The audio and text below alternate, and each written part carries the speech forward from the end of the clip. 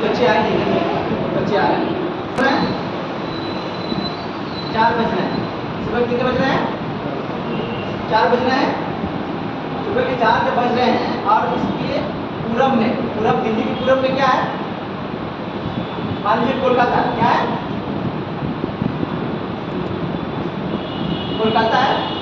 मान लीजिए इसका देशांतर क्या है? दिल्ली की कितने देशांतर पे? फॉर एग्जाम्पल इधर ध्यान दीजिए कितना है, मान लीजिए 15 डिग्री पर दिल्ली है। फॉर एग्जाम्पल हम ले रहे हैं, ठीक है? 15 डिग्री पर दिल्ली है और कोलकाता कितने पर है? 60 डिग्री पर है। फॉर एग्जाम्पल बता रहे हैं, ठीक है? इसको चल रही है। ये दिल्ली कितने पर है? 15 डिग्री, कोलकाता आपका 60 डिग्री है। तो आपको ये बताना है अगर दिल्ली में सुबह के 4 बज रहे हैं तो कोलकाता में कितना टाइम होगा? कोलकाता का देशांतर कितना है आपका? 60 डिग्री है और दिल्ली का 15 डिग्री है। तो 15 डिग्री और 60 डिग्री का डिफरेंस कितना हुआ? 15 डिग्री और 60 डिग्री के बीच कितने देशांतर आ रहा है?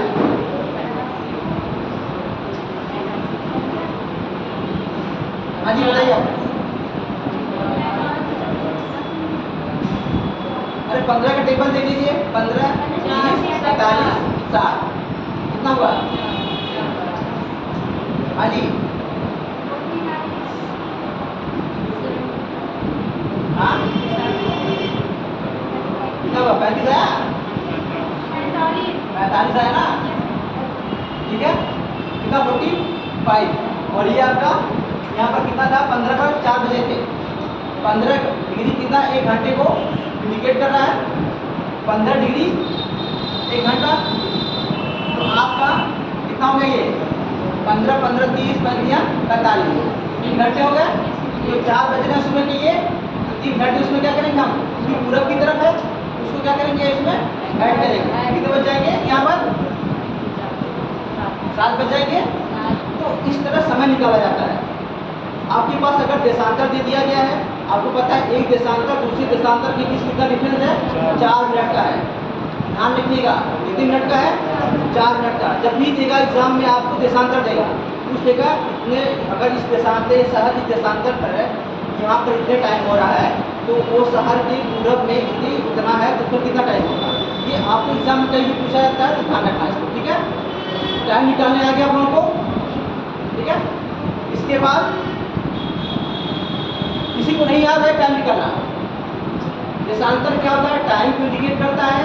और अक्षांश क्या होता है? आपको टेम्परेचर को इंडिकेट करता है। किसी भी देश का टेम्परेचर क्या है तो देखना पड़ेगा वो किस देशांतर मतलब किस अक्षांश पर स्थित है, ठीक है? और टाइम अगर हमें निकालना है तो वो देखना कि वो शहर किस देशांतर पर स्थित है, ठीक है? अक्षांश क्या होता है? विषुवत रेखा के मतलब समानांतर खींची गई रेखा, जो क्षैतिज रेखा खींची जाती है उसको अक्षांश कहते हैं। और देशांतर जो 0 डिग्री मेडिटेरियन या देशांतर रेखा के समांतर वर्टिकल लाइन खींची गई उसको क्या कहते हैं? देशांतर कहते हैं। और देशांतर से हम लोग टाइम को निकालते हैं और टेम्परेचर अक्षांश निकालते हैं, ठीक है? ये क्लियर हो गया? टाइम निकालने सबको आ गया? हाँ जी। किसी को अगर नहीं आएगा तो एक बार पूछ सकते हैं, मैं बता दूंगा, ठीक है? ऐसा नहीं, यहाँ आप क्लास करने आए हैं, यहाँ शर्म करने की जरूरत नहीं है।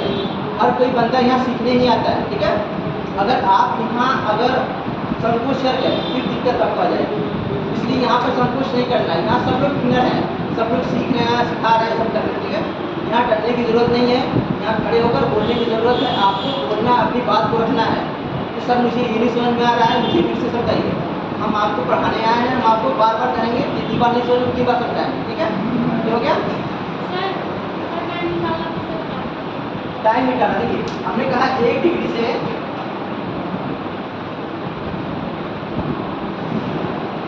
ये चीज A1 है, ये 2 है, इनके बीच 1 डिग्री से दूसरे डिग्री के बीच कितना होता है? 4 मिनट होता है। अगर हम एक देशांतर से दूसरे देशांतर जाएंगे तो हमें कितना समय लगेगा? 4 मिनट लगता है। इस तरह अगर हम 1 डिग्री से 15 डिग्री तक जाएंगे तो कितना हो जाएगा? 1 घंटा। 1 घंटा हुआ ना? 15 चौको 60 हो गया। इसलिए जब भी हम जाते हैं, मतलब जब भी जितना भी देशांतर हो उसमें से हम कितना 4 का पूरा कर देना, ठीक है? इससे क्या होगा? वो आपका निकल जाएगा टाइम। लेकिन एक बात ध्यान रखना, ये देखना कि वो देशांतर पूरब वाला है या पश्चिम वाला है। पश्चिम रहेगा तो इतना मुझे उसमें से हटा देना है, और पूरब में रहेगा तो इतना मुझे क्या करना है, जोड़ देना है। ठीक है, जैसे मैंने कहा कि दिल्ली का सुबह 4 बज रहे थे, कोलकाता क्या है, पूरब में है, दिल्ली क्या है आपके पश्चिम में। तो हम पश्चिम से पूरब की तरफ जा रहे हैं। जब भी हम पश्चिम से पूरब की तरफ जाएंगे तो उसमें क्या होगा, समय को जोड़ा जाता है। जैसे हमारा क्या है, ग्रीनविच मीन टाइम, इंग्लैंड से शुरू हो रहा है, ग्रीनविच मीन टाइम इंग्लैंड से शुरू हो रहा है। तो जब वो भारत की तरफ हम आगे बढ़े, भारत क्या है, पूरब में है। अब मैप यहाँ है नहीं तो मैं दिखा जाऊँ, क्या है, भारत क्या है पूरब में, इंग्लैंड क्या है पश्चिम में है ना। मैप देखा नहीं आप लोगों ने, आपने देखा देखिए तो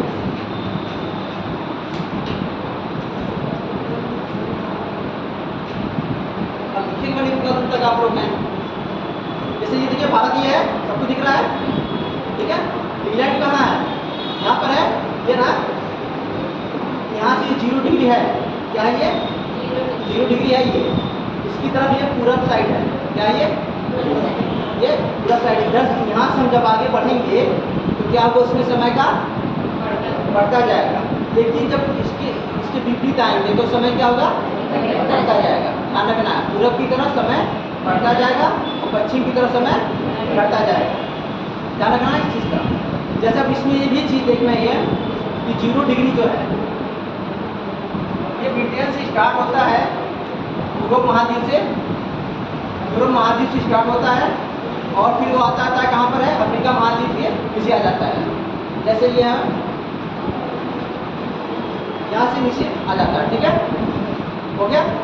और ये रखना है आपको, इसलिए मैं कहता हूँ इतना ज़रूरी है, आपको ध्यान रखना है भूस्वत रेखा जो मैंने बताया आपको, इक्वेटोरियल पूरे ग्लोब पर है, पूरे वर्ल्ड में है, ठीक है।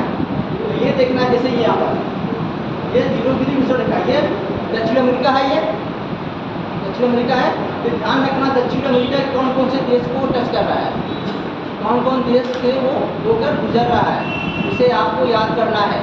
दक्षिण अमेरिका में याद करना है, जैसे आपको हो गया इक्वाडोर, कोलंबिया और ब्राज़ील, ये इससे होकर गुजर रहा है। इसके बाद आपको अफ्रीका में, ये अफ्रीका महाद्वीप है, ठीक है, अफ्रीका महाद्वीप में देखना है किस देश का होकर गुजर रही है, लेकिन ये 0 डिग्री है। केन्या हो गया आपका, कांगो हो गया, लेबनान हो गया, तो ये चीज़ें देखती है। उसके बाद फिर आपका ये इंडोनेशिया वगैरह यहाँ पर आ जाते हैं। तो आपको ये याद करना है, आप लोगों की एक टास्क है, होमवर्क ये रहेगा, आप लोग घर पे जाइएगा, ठीक है, अभी दे रहे हैं। विषुवत रेखा पर जितने भी देश हैं उनको आपको लिख कर लाना है, याद करके लाना है, ठीक है। क्या करना है, विषुवत रेखा पर जितने भी हैं उनको लिख कर लाना है और याद करना है। ऊपर से आपके 0 डिग्री मेटेरियल पर जितने भी देश हैं उनको क्या करना है, लिखना है और याद करना है, ठीक है। अभी मैं लिखा दूँगा आपको ज़्यादा। ये हो गया, टाइम निकालने आ गया सबको।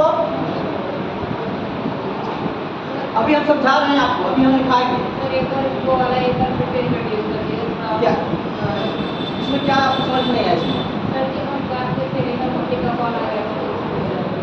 ठीक है, ये क्या है, 0 डिग्री क्या है, विषुवत रेखा है, ठीक है। ये क्या है, पृथ्वी को 2 भागों में डिवाइड करती है, इसके बीचों बीच खींचा गया। ये क्या है, एक हॉरिजॉन्टल रेखा है, यानी क्षैतिज रेखा है। जब इससे किसी बिंदु से कोण बनाकर और भी रेखाएं खींची जाती हैं, इन्हें क्षैतिज रेखाएं कहते हैं, ठीक है। ये क्या आती है, ये विषुवत रेखा से मध्य रेखा की तरफ जाके इनकी दूरी कम होते जाते कम होती है, पर यहाँ पर एक बिंदु के रूप में उत्तरी गोलार्ध और यहाँ पर दक्षिणी गोलार्ध आती है, ठीक है। ये हो गया, बस छाप लिखना है। देखिए अभी हम आपको समझा रहे हैं, अभी लिखवाएंगे, ठीक है।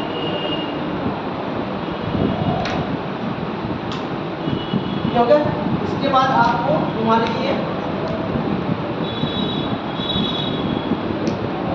ये 0 डिग्री क्या होगा, ये विषुवत रेखा हो गया। इसके बाद एक और रेखा है, तो क्या बोलते हैं,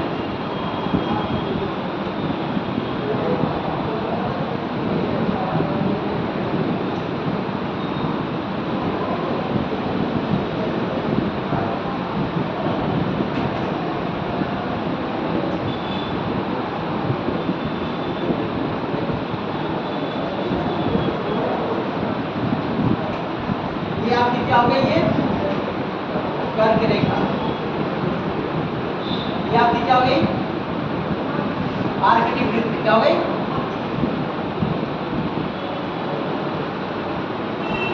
ये आपकी क्या हो गई ये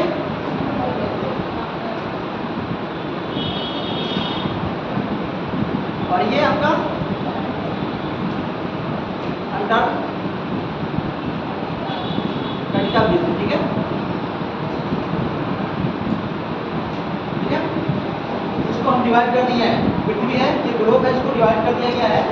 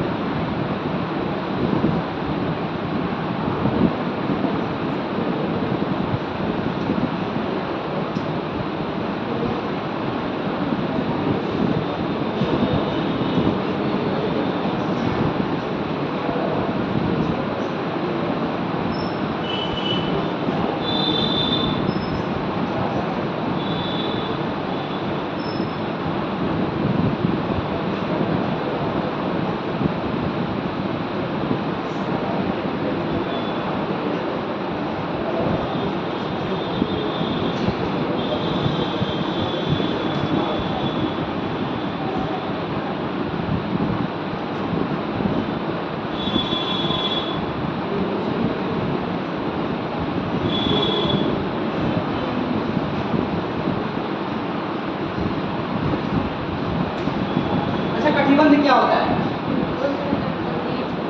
जो अक्षांशों में जो फीड होता है उसको क्या बोलते हैं हम लोग? कटिबंध बोलते हैं। देखिए ये होता है 0 डिग्री से 23.1/2 डिग्री के बीच को क्या कहते हैं हम लोग? उष्ण कटिबंध। यहाँ पर क्या होता है? टेम्परेचर बहुत अधिक होता है। क्या होता है? टेम्परेचर बहुत अधिक होता है, इसलिए इसको क्या कहते हैं हम लोग? उष्ण कटिबंध। यानी 0 डिग्री से 23.1/2 डिग्री उत्तरी गोलार्ध और दक्षिणी गोलार्ध। अगर उत्तरी गोलार्ध विस्तृत है उसको क्या कहेंगे? कर्क रेखा, और दक्षिणी गोलार्ध विस्तृत है उसे क्या कहेंगे? मकर रेखा। 23 डिग्री 23.2 डिग्री को अगर दक्षिणी गोलार्ध में उसको हम क्या कहेंगे? मकर रेखा, और उत्तरी गोलार्ध में होगा उसको कर्क रेखा। जो भारत से अगर कौन सी रेखा गुजरती है? कर्क रेखा या मकर रेखा? कर्क रेखा कितने राज्यों से गुजरती है? 8 राज्यों से। क्या कौन से? पहले पूर्व से आए, पश्चिम से आइए, गुजरात, राजस्थान, मध्य प्रदेश, महाराष्ट्र भी है, गुजरात, राजस्थान, मध्य प्रदेश, छत्तीसगढ़, झारखंड, पश्चिम बंगाल, त्रिपुरा, ठीक है, ये हो गया। तो ध्यान रखना आप चीज़ों को लेकर, ठीक है। ये जो टेम्परेचर अधिक है इसको उष्ण कटिबंध, उसके बाद 23 डिग्री से 66 डिग्री तक क्या बोलते हैं? शीतोष्ण। इसमें क्या होता है? उष्ण और भी होता है और शीत भी होता है, दोनों इसमें क्या होते हैं? मिक्सअप होते हैं। क्या होता है इसमें? इस वाले एरिया में उष्ण भी होता है, शीत भी होता है, इसलिए इसको क्या कहते हैं? शीतोष्ण कटिबंध। इसको इंग्लिश में क्या बोलेंगे? जैसे इसको फ्रीज, इसको स्प्रिंग, ठीक है। इंग्लिश मीडियम वाले भी हैं यहाँ पर सारे आया, ठीक है। ये चीजें हो गई यहाँ की, इसको शीतोष्ण और ऊपर वाले को शीत। यहाँ पर क्या होता है?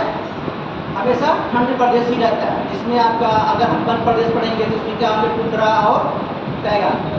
टुंड्रा टैगा वाले वन यहीं पर आते हैं, ठीक है, इस वाले रीजन में आते हैं थोड़ा सा। और ये उष्ण हो गया, शीतोष्ण, और ये 3 कटिबंध है, ध्यान रखना। कौन कौन से? टेम्परेचर के हिसाब से पूरे पृथ्वी को 3 कटिबंध में बांटा गया है। उष्ण कटिबंध, शीतोष्ण कटिबंध और आपका शीत कटिबंध, ठीक है। क्या हो गया? बना लिया आपने? अभी हम दिखाएंगे सारा, पहले समझा रहे हैं आप लोग को, समझने की कोशिश करिए। क्या हुआ? कहाँ पर? ये देखो, ये उत्तरी गोलार्ध का है, ये दक्षिणी गोलार्ध का है। हमने क्या बोला? 0 से 23.1/2 डिग्री के बीच क्या होता है? उत्तरी गोलार्ध में होगा, दक्षिणी गोलार्ध में वो क्या होता है? उष्ण कटिबंध होता है। उसके बाद हमने बोला था 23.2 डिग्री से 66, ठीक है, इन्हें क्या बोलते हैं? शीतोष्ण कटिबंध। ये उत्तरी गोलार्ध में या दक्षिणी गोलार्ध में हो। शीत कटिबंध मैंने बोला 66 से 90 डिग्री, ठीक है। ये उत्तरी गोलार्ध में या दक्षिणी गोलार्ध में क्या होता है? ये शीत कटिबंध होता है, ठीक है। ये समझ में हो गया? इसके बाद हम लोग क्या देखेंगे, इंटरनेशनल डेट टाइम। हाँ जी, किसी समझ में नहीं है अभी? हाँ, समझ में आया? हाँ जी, ये कटिबंध समझ में आया नहीं? तो अक्षांश के बीच की ग्रेड जो बनता है उसे क्या बोलते हैं, कटिबंध बोलते हैं। और जो देशांतर के बीच को जोन, ठीक है, ये क्या हो गया, ये जैसा ये क्या है, अक्षांश है, ये भी क्या आपका अक्षांश है, जो बन रहा है क्या है, सब कटिबंध है, क्या है ऐसा में। इसके बाद हम लोग क्या देखेंगे, इंटरनेशनल डेट लाइन, अंतरराष्ट्रीय तिथि रेखा।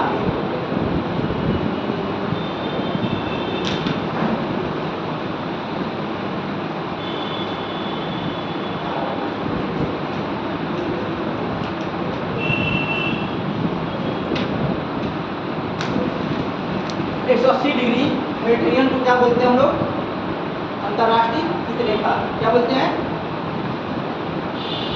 International date line.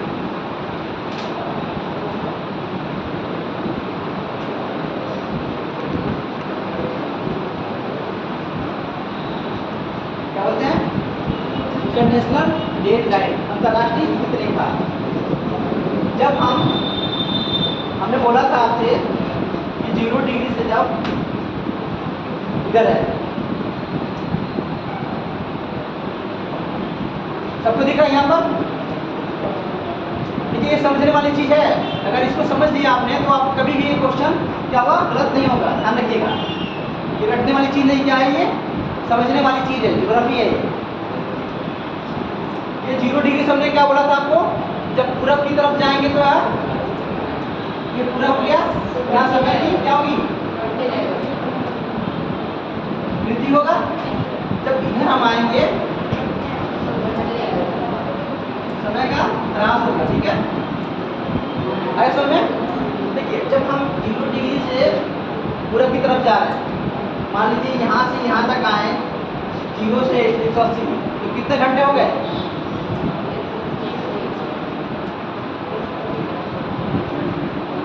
मान लीजिए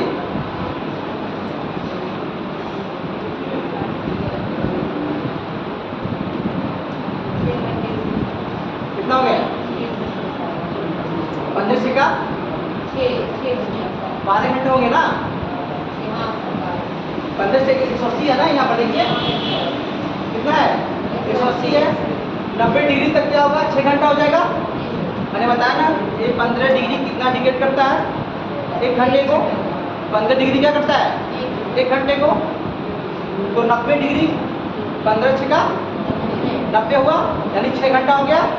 फिर 90 कितना हो गया, 180, यानी मतलब इधर कितना हो गया, 12 घंटे हो गए। यानी हम 0 डिग्री से जब हम 180 डिग्री पूरब की तरफ जाएंगे, किधर जाएंगे, पूरब की तरफ जाएंगे, तो कितना हो गया यहाँ पर 12 घंटे की वृद्धि होगी ना। अब ठीक, अब फिर यहाँ आ जाइए, जब इधर हमें यहाँ 180 आएंगे तो यहाँ 12 घंटे का क्या होगा, 12 घंटे का लेस होगा, ह्रास होगा। तो सुनिए आप, जब हम इधर से इधर जाएंगे, पूरब से जब हम पश्चिम की तरफ जाएंगे, इंटरनेशनल डेट लाइन को क्रॉस करेंगे, क्या करेंगे, यहाँ से यहाँ क्रॉस करेंगे। मान लीजिए यहाँ क्या है, सोमवार, क्या है, क्या यहाँ पर सोमवार स्टार्ट हुआ, इधर से हम जाएंगे तो क्या होगा, यहाँ पर 12 घंटा होगा। उसके बाद जब इसको हम क्रॉस कर जाएंगे तो क्या होगा, हमें एक दिन की और क्या होगी, हमको बढ़ोतरी हो जाएगी। किस बात के लेकर, क्योंकि यहाँ पर क्या हो गया, पश्चिम की तरफ से आएंगे तो यहाँ तो ह्रास होगा, ये तो कम हो जाएगा ना। तो 12 घंटे का इधर आएंगे, पश्चिम की तरफ क्रॉस करेंगे तो हमको 1 घंटे, एक दिन की बढ़ोतरी हो जाएगी।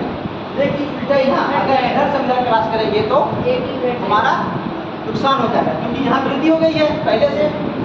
मतलब क्या होगा, पूरब की साइड पे क्या होगा, वृद्धि हो गई है, पहले से यहाँ क्या होगा, क्योंकि 12 घंटा वो आगे जा चुका है। और इधर से हम आएंगे 12 घंटा इनका भी कम है, तो फिर इधर आएंगे, इधर जंप करेंगे तो हमको 1 दिन और एक्स्ट्रा मिल जाएगा। जैसे सोमवार है, फिर हम इधर आएंगे तो हमको सोमवार ही मिलेगा, ठीक है, क्या मिलेगा, तो हमको सेम डे मिला, सेम डे मिला, मतलब एक दिन और वर्किंग करने का मुझे दिन मिल गया, मतलब एक्स्ट्रा मिल गया। इसीलिए जब हम पूरब से पश्चिम की तरफ क्रॉस करते हैं डे टाइम को, तो एक दिन का क्या होता है हमको, और जब पश्चिम से पूरब की तरफ आते हैं तो एक दिन का हमको क्रॉस होता है। ये समझ में आया आप लोगों को? अब अभी हम लिखवाएंगे सारा, ठीक है? पहले हम समझा रहे हैं ताकि आप लोगों को समझ में आ जाए।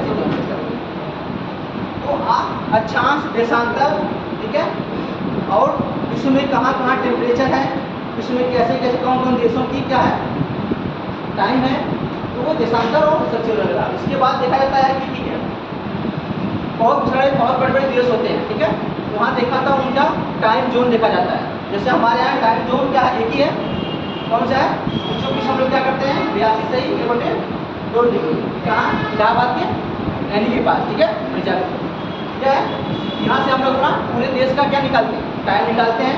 लेकिन फिर भी हमारे देश का जो है, जो अक्षांश और देशांतर है 8 डिग्री 4 मिनट क्या है, हमारे देश का क्या है अक्षांश, 8 डिग्री 4 मिनट से 37 डिग्री 6 मिनट, ये अक्षांश है, ठीक है। देशांतर क्या गया 68 डिग्री 7 मिनट से 95 डिग्री 25 मिनट, ये क्या होगा देशांतर। लेकिन ये क्या है, पूर्वी देशांतर है, क्या है, ये पूर्व है ना, क्या है, ये देखिए, ये मान लिया डिवाइड करते हैं, ये क्या है, ये वाला पोर्शन क्या है हमारा, ये पूर्वी पूर्व ही तो है ना, ये तो पूर्व में हमारा नहीं पर ना, हम एक है, ये पूरब है। और देखिए ये अक्षांश भी क्या है, उत्तरी अक्षांश, कौन सा अक्षांश है, उत्तरी अक्षांश। अक्षांश क्या है, यही तो अक्षांश है, विषुवत रेखा तो वही तो है ना, विषुवत रेखा के नीचे तो नहीं है ना, इसलिए हम कभी भी लिखेंगे उत्तरी अक्षांश 8 डिग्री 4 मिनट से 37 डिग्री 6 मिनट उत्तरी अक्षांश, और 68 डिग्री 7 मिनट से 97 डिग्री 25 मिनट पूर्वी देशांतर। ध्यान रखना, ये उत्तर और पूर्व गोलार्ध में, हमारा देश किसमें है, उत्तर और पूर्व गोलार्ध में स्थित है। इस पृथ्वी को हम 4 भागों में डिवाइड करें, ये उत्तर पूर्व गोलार्ध हो गया, ये आपका बताया उत्तर और पश्चिम गोलार्ध हो गया, फिर नीचे वाला आपका साउथ और वेस्ट हो गया, फिर ये साउथ ईस्ट, ठीक है। इस तरह निकाला जाता है, ठीक है, क्लियर। तो ये देखिए 82 हमारा एक टाइम जोन होता है। लेकिन देखिए हमारा जो सबसे पूर्वी क्षेत्र होता है गुजरात का पलांगू, फिर वहाँ से लेकर लेकिन गौरमाता भी होता है, ठीक है, हाँ, वहाँ से लेकर पूर्वांचल के पास से कितने दिन, 2 घंटे का डिफरेंस होता है। कितने घंटे का, 2 घंटे का डिफरेंस होता है। अगर हम मान लीजिए कितना बोला मैंने, 68 डिग्री 7 मिनट से 97 डिग्री 25 मिनट, इसमें देखिए कितना ड्यूरेशन हो रहा है, कितने देशांतर हो रहा है, 68 और 97 की बटाई कितना मिल रहा है, समझ गए, लगभग 30 हो रहा ना। तो हमने क्या बोला था 30 डिग्री हो रहा है, 15 डिग्री कितने घंटे में डिफरेंस मतलब ये करता है, 1 घंटे का, तो 15 दिना 2 घंटा, यानी 2 घंटा यहाँ निकल गया। अब समझ में आया, क्लियर हो गया, मतलब 97 डिग्री 68 डिग्री 97 डिग्री पूरब था, यानी यहाँ से लेकर वहाँ तक के बीच में कितना 2 घंटे का डिफरेंस है। तो ये चीज़ हो गई। देखिए कहीं कहीं ऐसा होता है कि बहुत बड़ा फैलाव होता है, मतलब देशांतर से की तरफ फैलाव बहुत ज़्यादा, जैसे रसिया, उसका नाम सुना आप लोगों ने, और मैप तो यहाँ है नहीं, मैप में दिखाते हैं हम आपको, इसका क्षेत्रफल कितना बड़ा है, देशांतर बहुत सारे देशांतर आ रहे हैं उसके अंदर, ठीक है। तो वहाँ पर टाइम जोन एक बनाएंगे तो क्या होगा, 2 दिन का डिफरेंस हो जाएगा, इसलिए वहाँ टाइम जोन जहाँ ज़्यादा बनाए गए हैं 11, कितना होता है 11 टाइम जोन है वहाँ पर, उनको मैनेज करने के लिए 11 टाइम जोन है। इसके बाद आपका आता है अमेरिका, अमेरिका में भी 9 टाइम जोन है, ठीक है। कनाडा आता है, कनाडा में भी कितने हैं 5 जोन है। तो अंतिम हमारे भारत में भी एक ही है, क्योंकि हमारे यहाँ भी 2 घंटे का डिफरेंस आ रहा है। तो 2 घंटा कोई बहुत बड़ा का नहीं है, लेकिन फिर भी आता है, फिर भी मैनेज कर ले रहे हैं हम, इसलिए हम लोग के पास एक टाइम जोन है, ठीक है। वो भी जो जाती है, ये कितने राज्यों से गुजरती है, 5 राज्यों से गुजरती है, ठीक है। कौन कौन है, उत्तर प्रदेश है, कौन कौन 5 है, उत्तर प्रदेश, दूसरा ये मध्य प्रदेश और छत्तीसगढ़, और आंध्र प्रदेश, उड़ीसा। ठीक है, ये आपके इतने हैं, 5 होंगे और वो 8 वो हैं। ठीक है, इनको हमेशा याद रखना है। और ये दोनों कहाँ काट रही हैं? छत्तीसगढ़ में काट रही हैं। ठीक है, दोनों रेखाएं कहाँ काट रही हैं? छत्तीसगढ़ में काट रही है। एक दूसरे को क्रॉस कहाँ कर रही है? मतलब 82 डिग्री जो है देशांतर रेखा और हमारा 23 डिग्री अक्षांश रेखा, ये दोनों एक दूसरे को कहाँ काट रही हैं? छत्तीसगढ़ में। ठीक है, दिखा रहे हैं आपको। अब आप लोग 8 ले लीजिएगा। ठीक है, बिना 8 से काम नहीं चलने वाला है।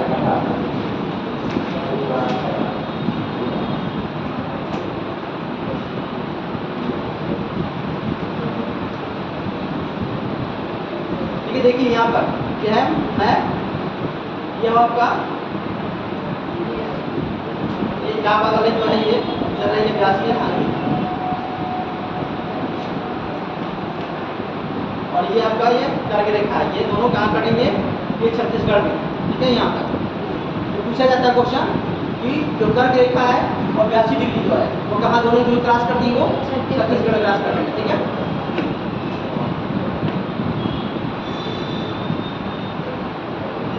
चलिए अब देखिए थोड़ा सा।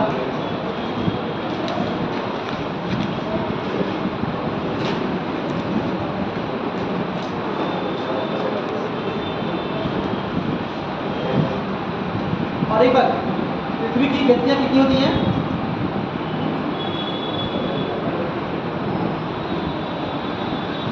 पृथ्वी की 2 गति होती है। ठीक है, 2 मोशन होता है। और कौन सा होता है? एक आपका दैनिक गति होती है। कौन सी होती है? और दूसरा क्या होता है आपका? वार्षिक। दैनिक जो आपके 24 घंटे में घूमती रहती है, और वार्षिक मतलब जो आपका 365 दिन लगाती है, एक साल लगाती है 365 दिन और 6 घंटे। तो 2 मोशन याद रखिएगा, दैनिक गति और वार्षिक गति। दैनिक गति से क्या होता है? इफेक्ट क्या पड़ता है? दिन रात होता है। दैनिक गति क्या होता है? दिन और रात। और वार्षिक गति से क्या होता है? मौसम में चेंजिंग आती है, मौसम में परिवर्तन आता है। ठीक है, क्लियर हो गया? चलिए लिखिए आप।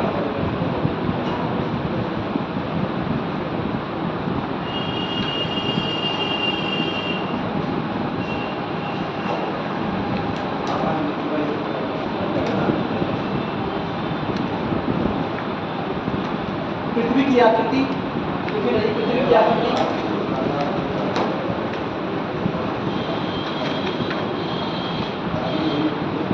पृथ्वी की आकृति गोलार्ध की भांति है। गोलार्ध, स्फेयर।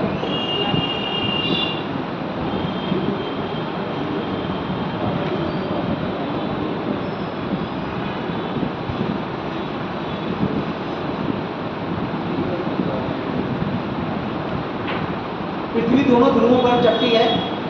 पृथ्वी दोनों ध्रुवों पर चपटी है।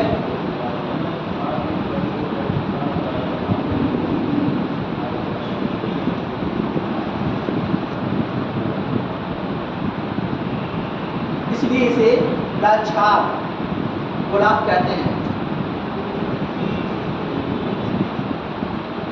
लाछाप गोलार्ध कहते हैं।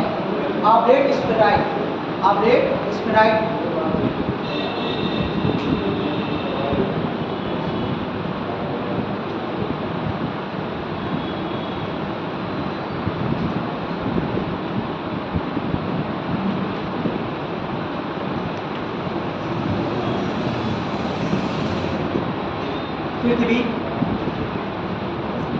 पृथ्वी अपने अक्ष के सहारे घूर्णन करती है, अपने अक्ष के सहारे घूमती है, घूर्णन करती है।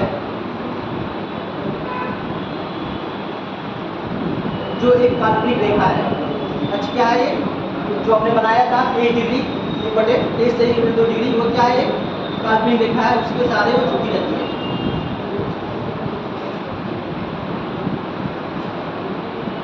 जो पृथ्वी को उत्तरी बिंदु से दक्षिणी बिंदु के बीच को जोड़ती है, उत्तरी ध्रुव और दक्षिणी ध्रुव।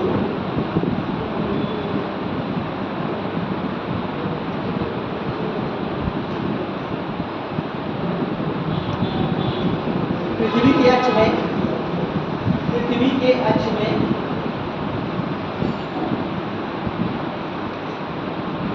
23.5 डिग्री का झुकाव पाया जाता है। पृथ्वी के अक्ष में 23.5 डिग्री का झुकाव पाया जाता है।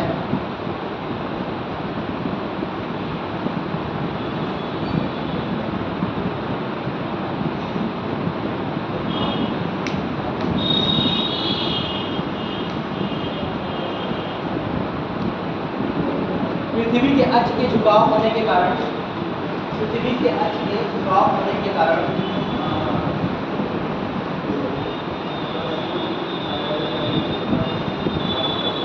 उत्तरी गोलार्ध में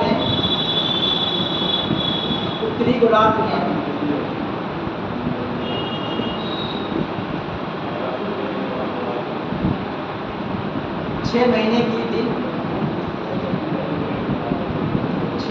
का दिन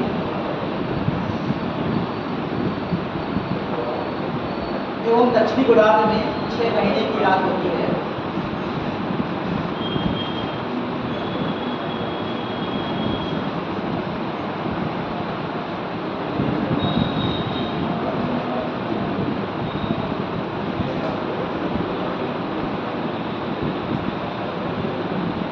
ठीक है, पृथ्वी की गतियां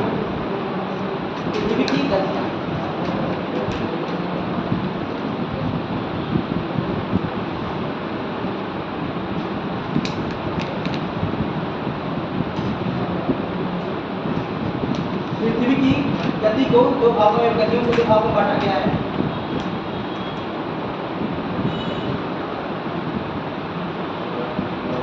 एक बार पूछा गया था कि दिन रात जो होते हैं तो पृथ्वी कौन सी गति के कारण होते हैं? दैनिक गति कारण। ठीक है, एक क्वेश्चन इसमें और आता है, जो दिन रात की अवधि में परिवर्तन होता है, कभी रात छोटी होती है, कभी दिन बड़ी होती है, वो कौन सी गति होती है, इसके लिए जिम्मेदार होती है? वो वार्षिक गति होती है, क्योंकि इसमें क्या होता है, मौसम चेंज होता है। जब मौसम चेंज होता है तो क्या होता है, शीत ऋतु में क्या होती है, दिन की अवधि क्या होती है, छोटी हो जाती है, रात की अवधि क्या होती है, लंबी हो जाती है। इसके विपरीत जब गर्मी का मौसम आता है तो दिन की अवधि क्या होती है, लंबी हो जाती है, और रात की अवधि क्या होती है, छोटी हो जाती है। तो ये दिन की अवधि में परिवर्तन कौन सी गति की जिम्मेदार है, वार्षिक गति, और दिन रात का होना दैनिक गति। ठीक है, ये जरूर याद रखना, इसको भूलना नहीं आप लोग। ठीक है, दो गतियों में बांटा गया है। पहला दैनिक गति,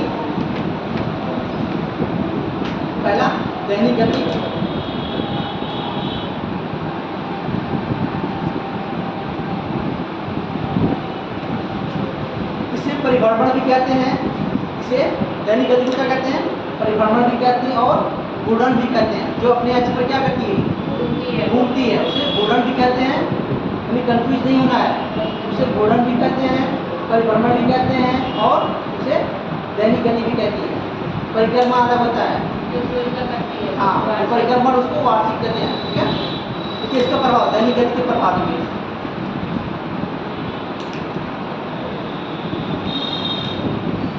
पृथ्वी के घूर्णन गति के कारण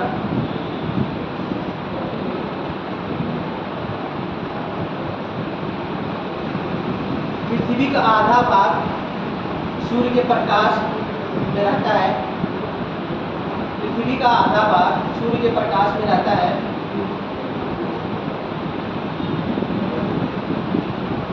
और दूसरा भाग अंधेरे में रहता है,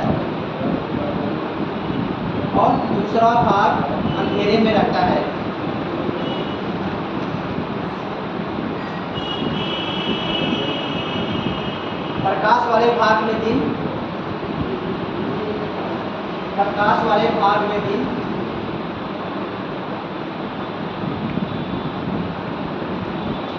और अंधेरे वाले भाग में रात होती है।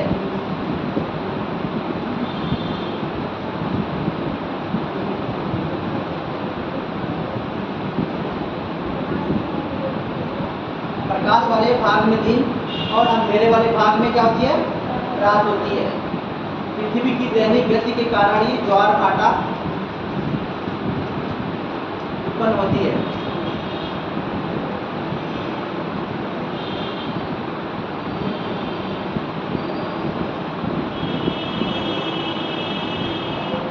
पृथ्वी की दैनिक गति के कारण ज्वार भाटा भी टाइड और एक, ठीक है, टाइड और एक, ज्वार और भाटा ये भी उसके क्या है, उसके उत्तरदायी होते हैं। दूसरा वार्षिक गति, ज्वार भाटा में पूछेगा तो क्या बताएंगे आप लोग, दैनिक गति, ठीक है, ध्यान रखिएगा। 3 क्वेश्चन हो गए। दिन रात किस मौसम के कारण होता है, दैनिक गति, ज्वार भाटा दैनिक गति, उसके बाद आपका मौसम में परिवर्तन वार्षिक गति, और रात और दिन की अवधि में परिवर्तन वो वार्षिक गति, ठीक है। 4 क्वेश्चन हो गए, भूलना नहीं है, जितनी भी सब चीज़ें याद करते जानी है, ठीक है।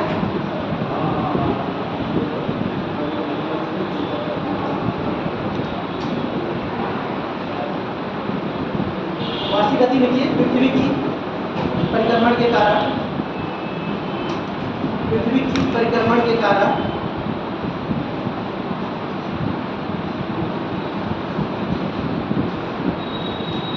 ऋतुओं में परिवर्तन होता है। ऋतु, सीजन, मौसम में परिवर्तन होता है।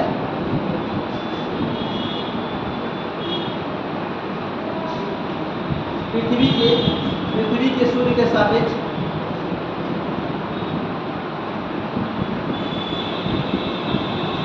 प्रत्येक 3 माह में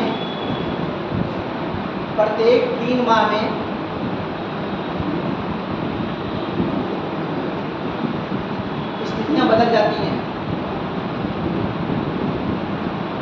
जैसे ये होता है जब सूर्य परिक्रमा कर रहा है, भाई पृथ्वी सूर्य की क्या कर रही है, परिक्रमा कर रही है, तो कभी ऐसा होता है उससे अक्ष पे झुकाव के कारण क्या होता है, कभी उसके नज़दीक आती है, कभी उससे दूर चली जाती है। जब नज़दीक आते हैं तो क्या होता है, वो गर्मी का मौसम होता है, जब दूर चलाता है तो क्या होता है, शीत ऋतु का होता है।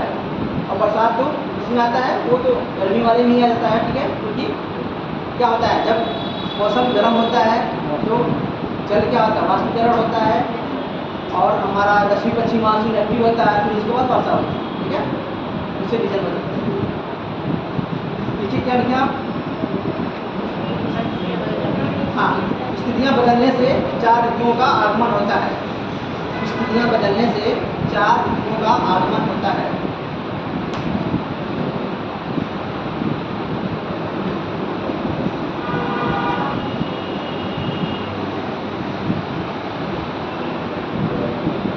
जब पृथ्वी सूर्य के समीप होती है, जब पृथ्वी सूर्य के समीप होती है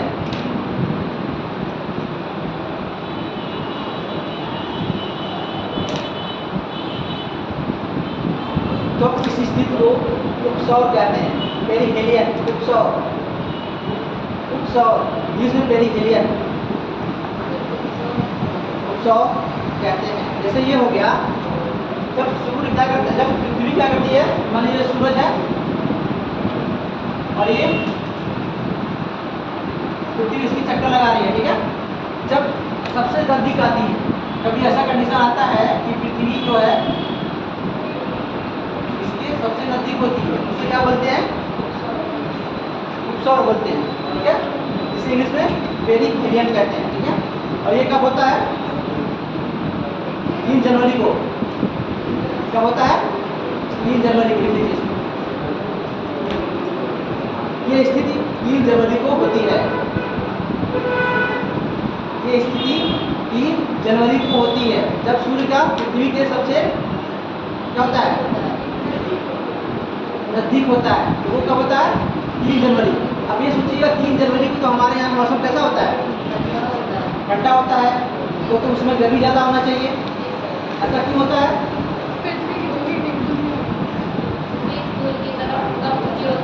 हाँ, छुट्टी होती है। ये स्थिति उत्तरी गोलार्ध में होती है, ये स्थिति कब होती है, उत्तरी गोलार्ध में। लेकिन दक्षिण गोलार्ध में क्या होता है, वो नजदीक होती है, वो दक्षिण गोलार्ध को लेकर कहा गया, ठीक है। ये ध्यान रखिए। इसमें 3 जनवरी को हमारे यहाँ तो मौसम बढ़िया होता है, अच्छा खासा शीत ऋतु होती है, यहाँ पे कैसे क्योंकि नजदीक होती तो धूप होता, गर्मी पड़ती है, ऐसा लेकिन नहीं, ये तो गलत हो गया। लेकिन क्या होता है, ये दक्षिण गोलार्ध की बात कर रहे हैं। दक्षिण गोलार्ध में क्या होता है, उस समय सूर्य क्या होता है, ऑस्ट्रेलिया में देखेंगे उस समय गर्मी पड़ता है। जब हमारे यहाँ ठंडे का मौसम होता है तो ऑस्ट्रेलिया में क्या होता है, गर्मी का मौसम होता है। ठीक है, उत्तरी गोलार्ध और दक्षिण गोलार्ध में मौसम का क्या होता है, परिवर्तन होता है। जब हम लोग क्या करेंगे, जब आगे पढ़ेंगे देखेंगे 21 जून को क्या होता है, हम लोग योग दिवस मनाते हैं, सबसे बड़ा दिन होता है। क्या होता है, सबसे बड़ा दिन होता है 21 जून को। लेकिन 21 जून को सबसे छोटी रात कहाँ होती है, सबसे छोटी रात मैंने कहा हमारे यहाँ ही होती है। बड़ा दिन हो गया तो छोटी रात हो गई, 21 जून को बड़ा दिन हुआ तो छोटी रात हो गई। लेकिन ऑस्ट्रेलिया में दक्षिण गोलार्ध में क्या होगा, 21 जून को बड़ी रात होगी और छोटा दिन होगा। वहाँ क्या होगा, वो मौसम अलग होगा, अपोजिट होगा यहाँ के। 21 मार्च और 23 सितंबर, 21 मार्च और 23 सितंबर क्या होता है, एक बसंत ऋतु होता है, एक शरद ऋतु होता है। ठीक है, क्या होता है,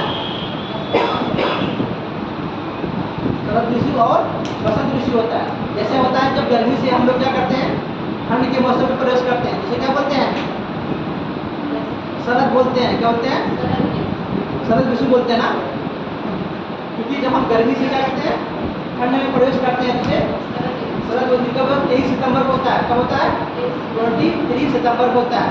लेकिन जब हम क्या करते हैं, जब हम ठंड के मौसम में जब कन्वर्ट मतलब गर्मी के मौसम में प्रवेश करते हैं तो बसंत ऋतु होता है। कब होता है, 21 मार्च को होता है।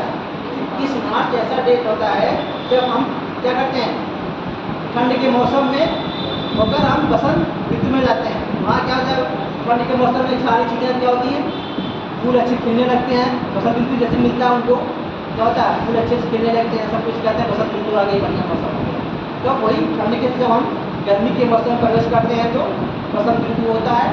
जब हम गर्मी से ठंड के मौसम में आते हैं तो क्या होता है, शरद ऋतु होता है। इसको क्या होता है, 21 मार्च और 23 सितंबर, ये डेट याद रखनी है। क्या आती है, 21 मार्च को क्या होता है, बसंत ऋतु होता है और 23 सितंबर को शरद होता है। ठीक है, और उसके बाद 21 जून और 22 दिसंबर। 21 जून को हमारे यहाँ क्या होती है, बड़ा दिन होता है, और 22 दिसंबर को हमारे यहाँ क्या होता है, सबसे बड़ी रात होती है, यानी छोटा दिन होता है। ठीक है, ये चीज़ यहाँ पे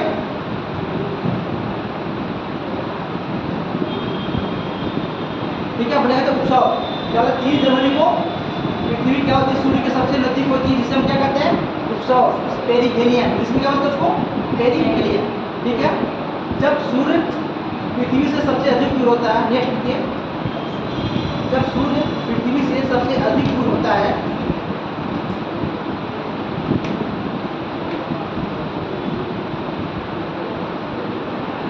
तब उस स्थिति को अपसौर कहते हैं, एलियन।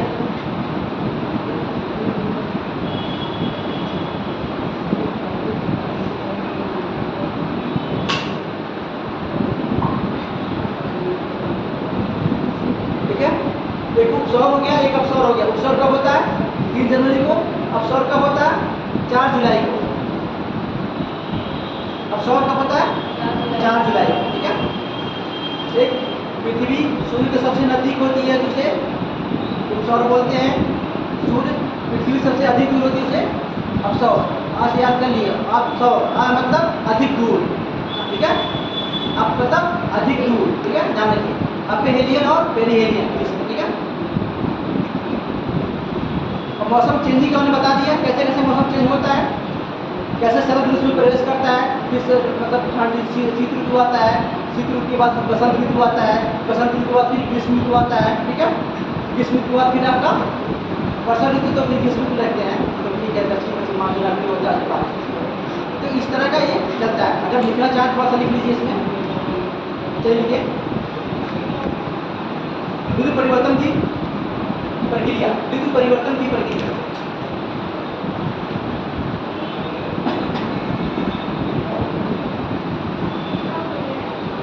ऋतु परिवर्तन, season, process of change in season.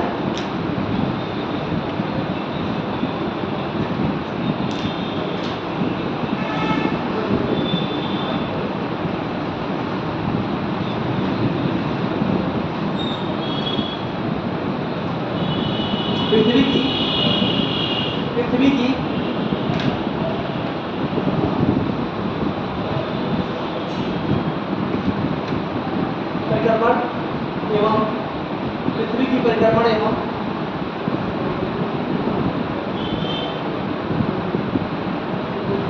ये 23.5 डिग्री अक्षांश 23.5 डिग्री अक्षांश के झुकाव के कारण मौसम में परिवर्तन होता है। 23.5 डिग्री अक्षांश के झुकाव के कारण मौसम में परिवर्तन होता है।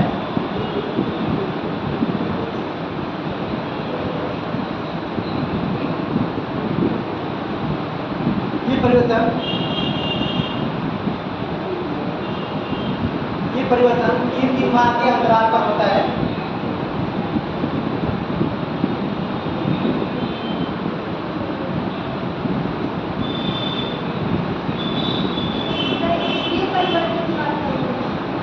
तीन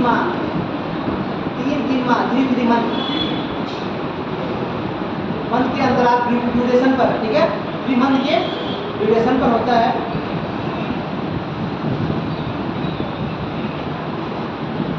क्योंकि पृथ्वी अपने दीर्घवृत्ताकार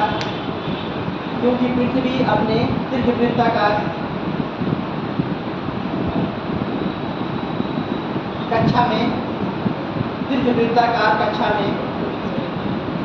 क्योंकि पृथ्वी अपने दीर्घवृत्ताकार कक्षा में सूर्य के चारों ओर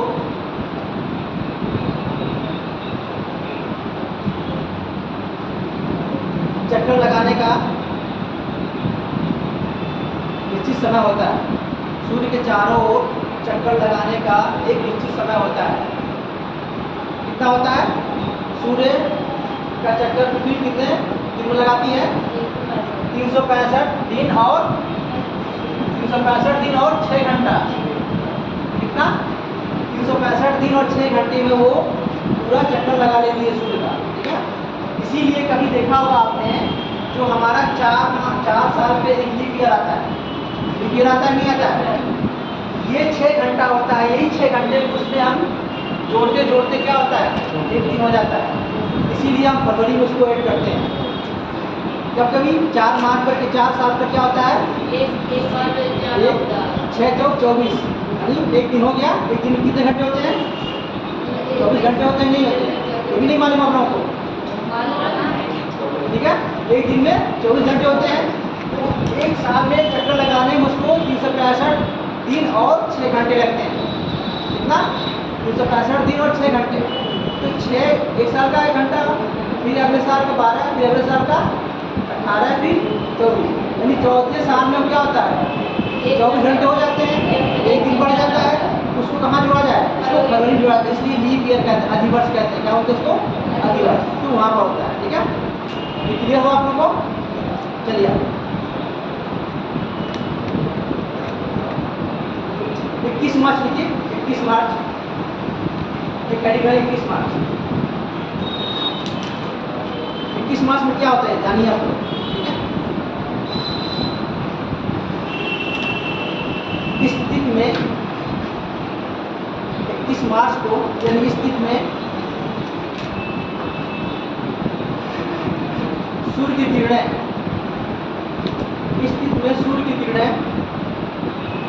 विषुवत रेखा पर सीधी पड़ती हैं। इस स्थिति में सूर्य की किरणें विषुवत रेखा पर सीधी पड़ती हैं और सूर्य क्या करता है? उत्तरी गोलार्ध में प्रवेश करता है। सूर्य क्या करता है? उत्तरी गोलार्ध में प्रवेश करता है। देखिए इधर एक बार सुनिए मेरी बात। 21 मार्च को क्या होता है? 21 मार्च को लगभग क्या होता है? शीत ऋतु खत्म होने के काल कहती है। इसका मतलब क्या होता है? सूर्य मकर रेखा से किधर आ रहा है? मकर रेखा मतलब विषुवत रेखा की तरफ आ गया है। 21 मार्च को कहाँ पर है वो? विषुवत रेखा पर सीधा आ गया है, ठीक है। उसके बाद आगे बढ़ रहा है, यानी हमारे तरफ उत्तरी गोलार्ध में क्या होगा? वो मौसम अब ठंड से क्या होगा? गर्म की तरफ आएगा। यानी 21 मार्च को सूर्य क्या करता है? दक्षिण गोलार्ध से उत्तरी गोलार्ध प्रवेश कर जाता है, ठीक है।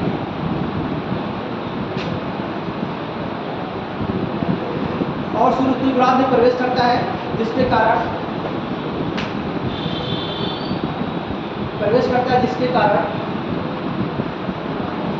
उत्तरी गोलार्ध में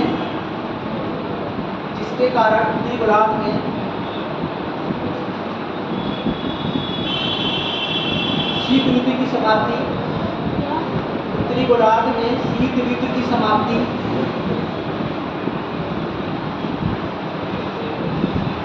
वह ग्रीष्म ऋतु का आगमन होता है।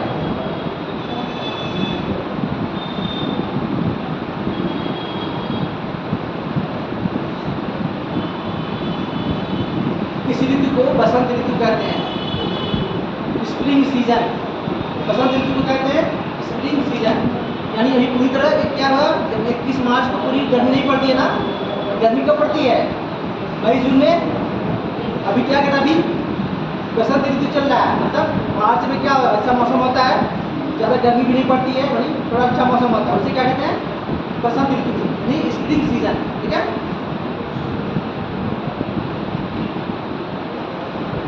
ये हमारे उत्तरी गोलार्ध में हुआ। इसकी घटना क्या होगी, उत्तरी गोलार्ध में। 21 मार्च को दक्षिण गोलार्ध में क्या होता है, यानी कि 21 मार्च को दक्षिणी गोलार्ध में क्या होता है। देखिए दक्षिणी गोलार्ध 21 मार्च दक्षिणी गोलार्ध में क्या घटना घटती है, ये उत्तरी गोलार्ध में घटना घटी 21 मार्च को। ठीक है,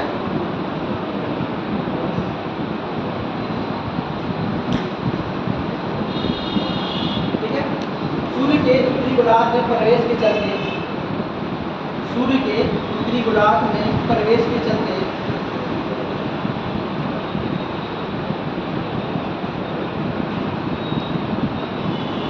दक्षिणी गोलार्ध में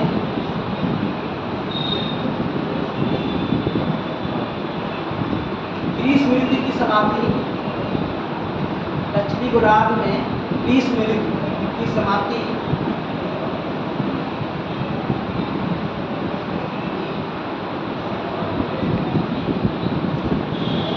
और शीत ऋतु का प्रारंभ होता है। क्या होता है, शीत ऋतु का प्रारंभ होता है।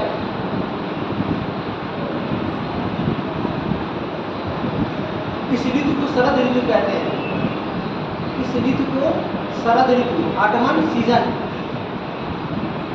इस ऋतु को शरद ऋतु कहते हैं।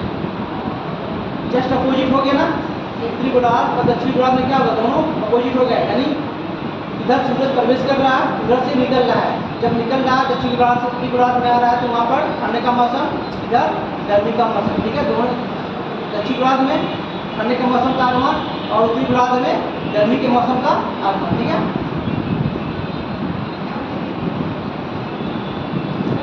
चलिए अगला डेट 21 जून। 21 जून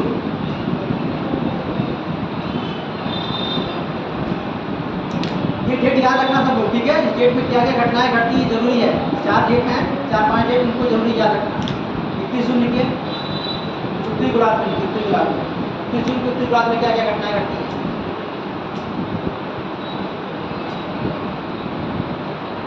इस तिथि में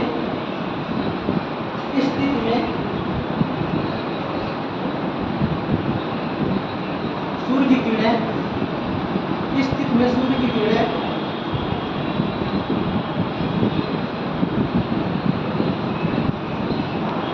उत्तरी गोलार्ध में, इस तिथि में सूर्य की किरणें उत्तरी गोलार्ध में कर्क रेखा पर सीधी पड़ती हैं, कर्क रेखा पर सीधी पड़ती हैं।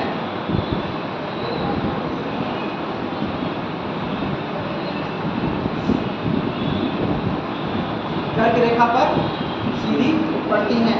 एक बात और ध्यान रखिएगा, जब भी एटलस लीजिएगा आप लोग, उसमें देखिएगा कि एटलस में जो भी कर्क रेखा, मकर रेखा और विषुवत रेखा ऊपर से 0 डिग्री मीन टाइम, इनका इन पर कौन कौन से देश हैं और किस किस महाद्वीप से होकर गुजर रही है, ये याद करना है और एक नोट्स बना के रख लेना आपको। ठीक है, हमेशा उसको बार बार पढ़ते रहना है। कौन कौन सा, कर्क रेखा, मकर रेखा और विषुवत रेखा और ग्रीनविच मीन टाइम। ठीक है, इन पर कौन कौन से देश स्थित हैं और किस किस महाद्वीप से होकर गुजर रही है। ये आप लोगों का एक टास्क है, होमवर्क है, इसको आप लोग ध्यान रखिएगा। ठीक है, चलिए आगे। हाँ, 4 रेखा बताई मैंने, कर्क, मकर, विषुवत और 0 डिग्री मेडिटेरियन, 0 डिग्री देशांतर रेखा, जिसे हम ग्रीनविच मीन टाइम कहते हैं। ठीक है, चलिए देखा, सीधी पड़ती जिसके कारण उत्तरी गोलार्ध में ग्रीष्म ऋतु होती है, सीधी पड़ती है जिसके कारण उत्तरी गोलार्ध में ग्रीष्म ऋतु होती है।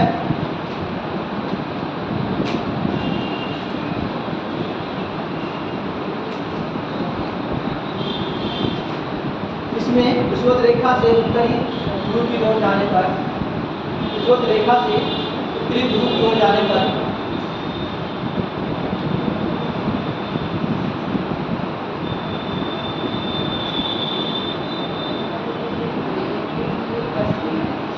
विषुवत रेखा से उत्तरी ध्रुव की ओर जाने पर दिन लंबे और रातें छोटी होती हैं। दिन लंबे और रातें छोटी होती हैं।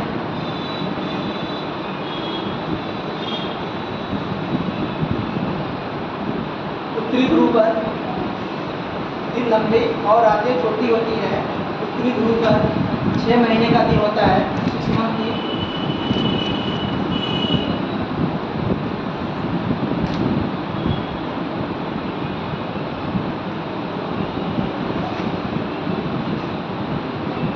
छः महीने का दिन होता है, क्योंकि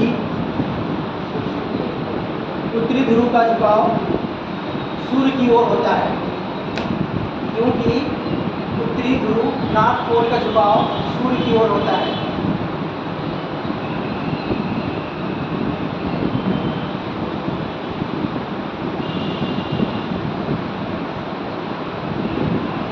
ठीक है, 21 जून को योग दिवस मनाया जाता है, क्योंकि हमारे यहाँ उस दिन क्या होता है, बहुत बड़ा दिन होता है, सबसे लंबी दिन होता है, सबसे उसमें क्या होती है, सबसे छोटी रात होती है, इसलिए उसको उस दिन को चुना गया है। 21 जून की जगह 21 जून को ही चुना गया है, तो कहा जाएगा उसका क्या होगा, वो दिन क्या सबसे बड़ा दिन होता है, इसलिए उसको रखा गया, इसलिए योग दिवस के रूप में रखा गया। ठीक है, ठीक है। दक्षिणी गोलार्ध, 21 जून को दक्षिणी गोलार्ध में क्या घटना घटती है?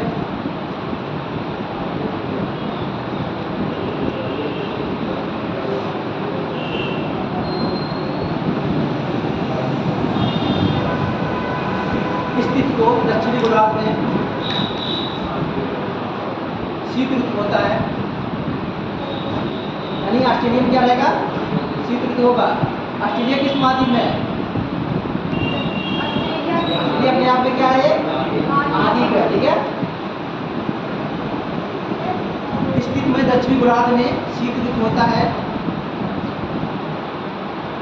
विषुवत रेखा से दक्षिणी ध्रुव की तरफ, विषुवत रेखा से दक्षिणी ध्रुव की तरफ जाने पर, विषुवत रेखा से दक्षिणी ध्रुव की तरफ जाने पर दिन छोटी वो रात लंबी होती है। क्या हुआ? हाँ? नहीं जाना है?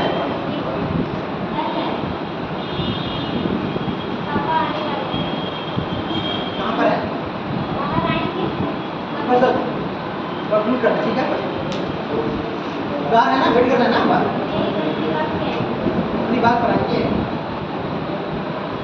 5 मिनट से कंप्लीट करना, ठीक है। टाइम होंगे, ठीक है। दक्षिणी ध्रुव पर 6 महीने की रात होती है। दक्षिणी ध्रुव पर 6 महीने की रात होती है।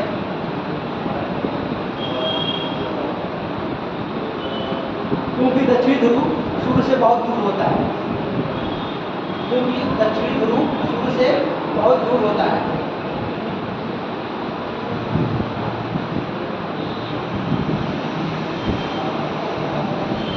ठीक है, जैसे 21 जून को हमारे यहाँ सबसे लंबी क्या होता है, दिन होता है, तो सबसे लंबी रात कहाँ होगी, दक्षिण ध्रुव को। ठीक है, उत्तरी ध्रुव पर क्या होगा, मतलब उत्तरी गोलार्ध में क्या होगा, 21 जून को सबसे लंबी रात दिन होगा, और दक्षिणी गोलार्ध में सबसे लंबी रात होगी। एक बार ऐसा क्वेश्चन पूछा गया था, इसलिए इसमें कंफ्यूजन आपको नहीं होना चाहिए। ठीक है, ये क्लियर होना चाहिए। 21 जून हो गया। अब देखिए अगला 23 सितंबर। 23 सितंबर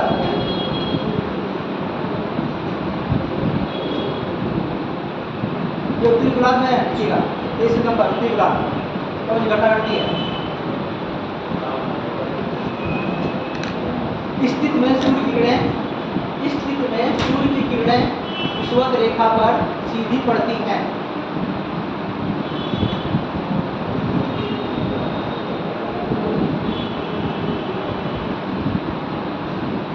और सूर्य उत्तरी गोलार्ध से दक्षिणी गोलार्ध में प्रवेश करता है।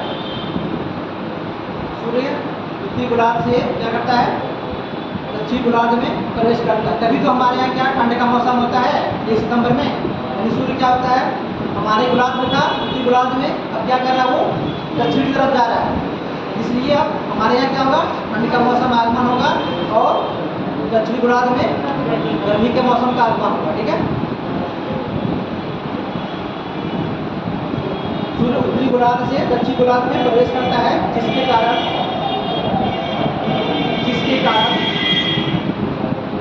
उत्तरी गोलार्ध में ग्रीष्म ऋतु की समाप्ति, जिसके कारण उत्तरी गोलार्ध में ग्रीष्म ऋतु की समाप्ति और शीत ऋतु का आगमन होता है। शीत ऋतु का आगमन होता है।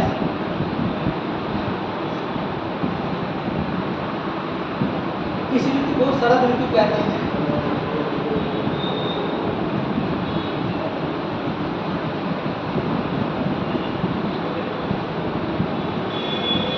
इस ऋतु को शरद ऋतु कहते हैं। अब देखिए दक्षिणी गोलार्ध 23 सितंबर, दक्षिणी गोलार्ध 23 सितंबर।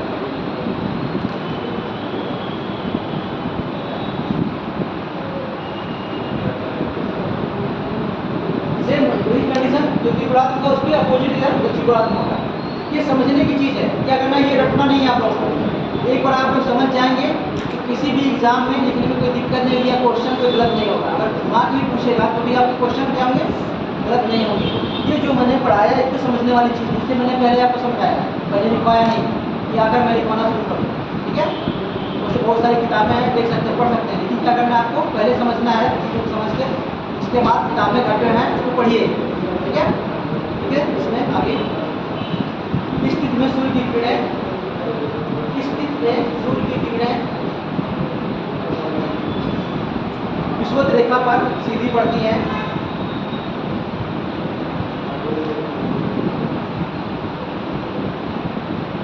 और सूर्य दक्षिणी गोलार्ध में प्रवेश करता है, और सूर्य दक्षिणी गोलार्ध में प्रवेश करता है,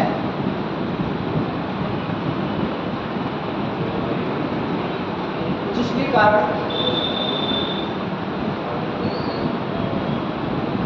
दक्षिणी गोलार्ध में, जिसके कारण दक्षिणी गोलार्ध में क्या होगा, अजी आप बताइए क्या होगा दक्षिणी गोलार्ध में। 23 सितंबर को दक्षिणी गोलार्ध में क्या होगा,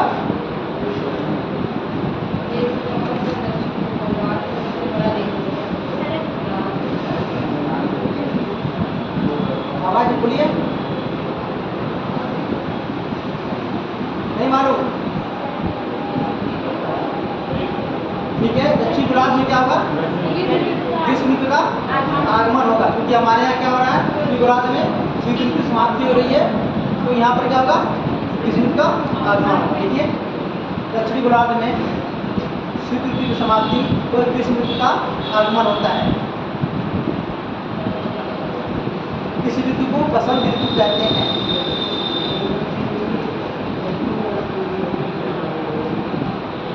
अब एक डेट और है 22 दिसंबर, अगला डेट बस लिख दिया, 22 दिसंबर उत्तरी गोलार्ध, 22 दिसंबर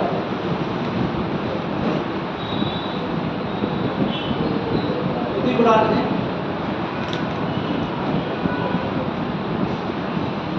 इस तिथि को, इस तिथि में 22 दिसंबर उत्तरी गोलार्ध, इस तिथि में उत्तरी गोलार्ध में शीत ऋतु, उत्तरी गोलार्ध में शीत ऋतु होती है।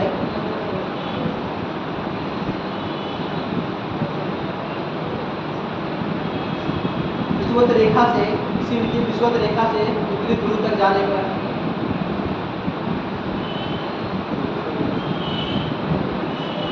विषुवत रेखा से उत्तरी ध्रुव तक जाने पर दिन की अवधि छोटी और रातें लंबी होती हैं। दिन की अवधि छोटी और रातें क्या होती हैं, लंबी होती हैं।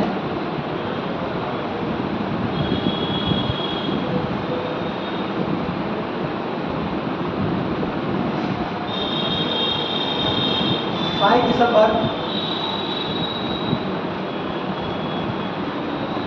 दिसंबर को उत्तरी गोलार्ध में सबसे छोटी अवध के दिन, सबसे छोटी अवध के दिन वो सबसे लंबी अवध वाली रात होती है, वो सबसे लंबी अवध वाली रात होती है।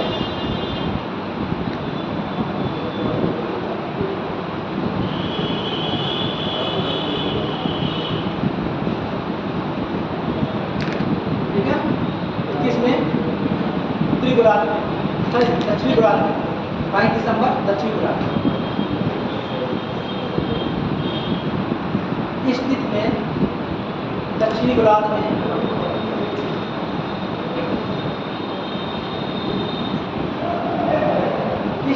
दक्षिणी गोलार्ध में सूर्य की किरणें मकर रेखा पर, इस तिथि में दक्षिणी गोलार्ध में सूर्य की किरणें मकर रेखा पर सीधी पड़ती हैं।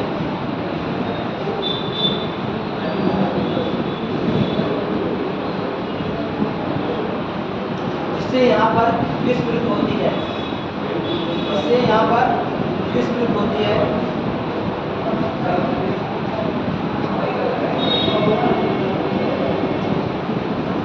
22 दिसंबर को दक्षिणी गोलार्ध में, 22 दिसंबर को दक्षिणी गोलार्ध में सबसे लंबी अवध वाले दिन,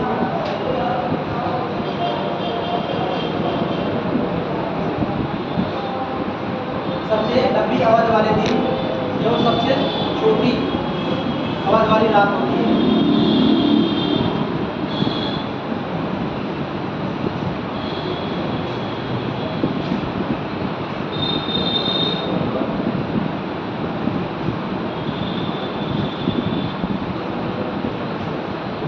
इसका मतलब आप लोग 21 जून को क्या होता है, ग्रीष्म अयनांत होता है, 22 दिसंबर को शीत अयनांत होता है, और 21 मार्च और 23 सितंबर को क्या होता है, चला जाओ वसंत, इनका आगमन होता है। यानी 4 डेट आपको ध्यान में रखना है, ठीक है, भूलना नहीं है। बाकी और भी चीज़ें जो मैंने यहाँ बोर्ड बताया है, डेट और वो चीज़ें भी लिख होती हैं आपको, ठीक है।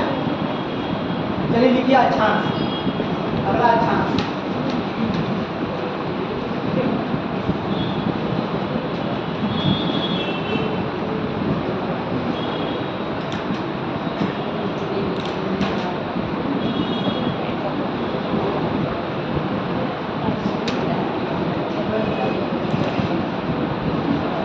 भूमध्य रेखा या विषुवत रेखा,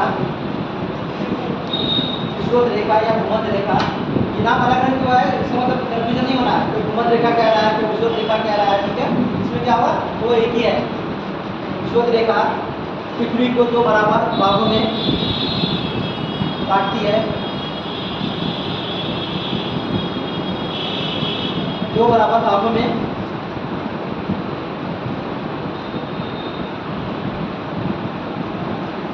मध्य रेखा के उत्तरी गोलार्ध को, मध्य रेखा के उत्तरी भाग को, मध्य रेखा के उत्तरी भाग को उत्तरी गोलार्ध,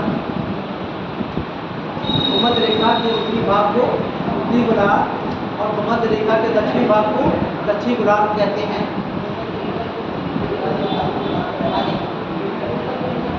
उत्तरी भाग को उत्तरी गोलार्ध, और जैसे हम बताया था ये उत्तरी भाग है भूमध्य रेखा, ये विषुवत रेखा है। इसको उत्तरी भाग को क्या कहते हैं, उत्तरी गोलार्ध, इसके दक्षिणी भाग को क्या कहते हैं, दक्षिणी गोलार्ध, ठीक है।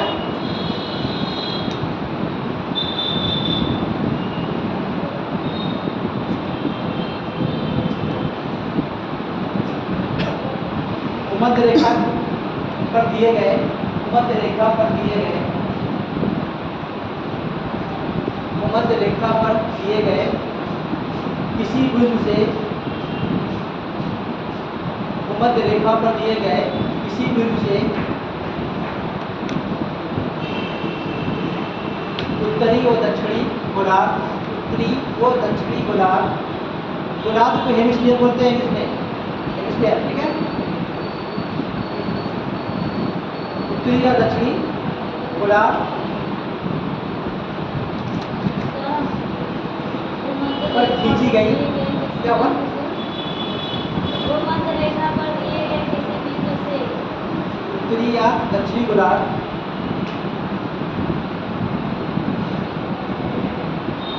पर खींची गई, उत्तरी या दक्षिणी गोलार्ध पर खींची गई।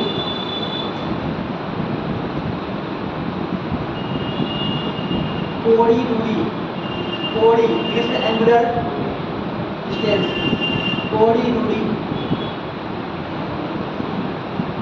दूरी की माप को, कोणीय दूरी की माप को अक्षांश कहते हैं। एंगुलर डिस्टेंस, कोणीय दूरी की माप को, कोणीय समझ नहीं आ रहा है, कोणीय है कोड़ी कोण, कोण समझ में कोण, एंगल, एंगल, कोड़ीय दूरी हाँ, कोणीय दूरी को क्या कहते हैं, उसको अक्षांश कहते हैं। ठीक है, जिसे डिग्री, जिसे डिग्री, डिग्री समझ में आता है, डिग्री कैसे यूनिट करते हैं, डिग्री ये होगा, ठीक है, ठीक है। मिनट कैसे होगा, मान लीजिए भाई ये 2 है, मिनट हो गया, एक अगर एक आए, एक करते हैं उसको मिनट कहते हैं। अगर 2 कर दिए तो मान लीजिए इसे सेकंड कहेंगे। अक्षांश को डिग्री, मिनट और सेकंड में किया जाता है।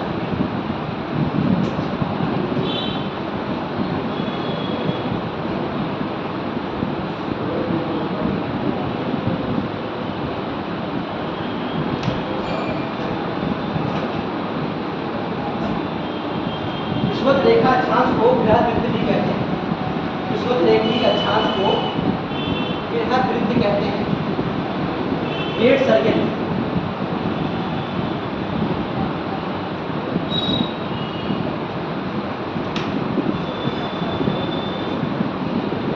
विषुवत रेखा 3 महाद्वीपों से होकर गुजरता है। बृहद वृत्त कहते हैं।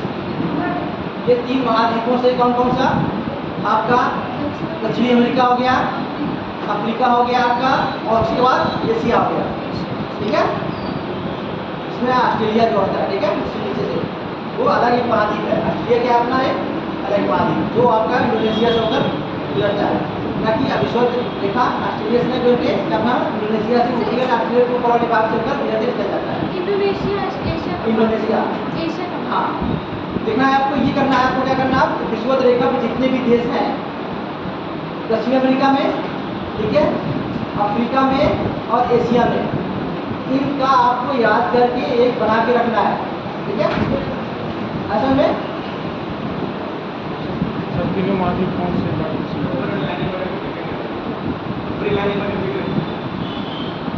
ये मार्क क्या छूटा आपका, तीनों महाद्वीपों के बारे विषुवत रेखे एक बृहद अक्षांश, बृहद सर्कल, बृहद वृत्त का निर्माण करता है।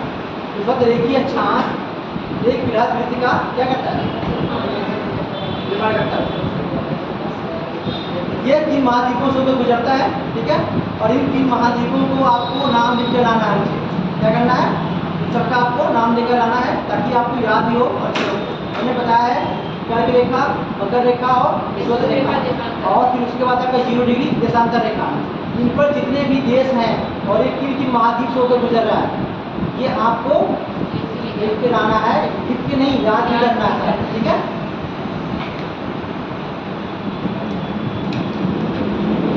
ये काम करना है, बाकी जो बचा है, ठीक है, उसके बाद और एटस, बिना एटस की कोई भी ज्योग्राफी नहीं होती। ठीक है, आपको एटस लेना जरूरी है।